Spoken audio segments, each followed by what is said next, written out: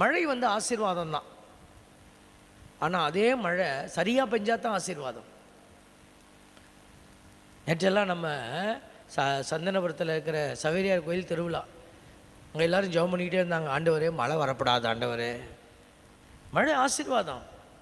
ஒரு விவசாயி அறுக்க போகிற நேரத்தில் நல்ல மழையை கொடுங்க ஆண்டவரே அப்படின்னு சொல்லுவாங்களா? நிலம் நல்லா விளைஞ்சி நெல் அறுவடைக்காக காத்திருக்குது, நல்லா காஞ்சி இருக்குது, இப்போ போய் ஆண்டவரே நல்ல மழையை போட்டு விடுங்க. ஒரு விவசாயி கேட்க முடியுமா? அப்படி பேஞ்சா அந்த மழை என்னது? சாபம். பாருங்க, நீங்கள் நம்ம எதை ஆசீர்வாதம்னு சொல்கிறோமோ அதுவே சாபமாக மாறக்கூடிய வாய்ப்பு உண்டு. அப்போ இந்த வழிபாடுகள் எப்படி சாபமாக மாற முடியும்? வழிபாடுகள் சாபமாக இல்லை.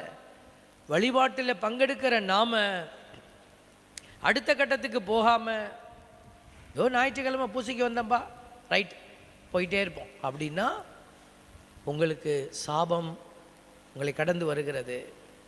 நீங்கள் அந்த சாபத்தை தெரிந்தெடுக்கிறீர்கள், அதுவாக வரல. You are choosing.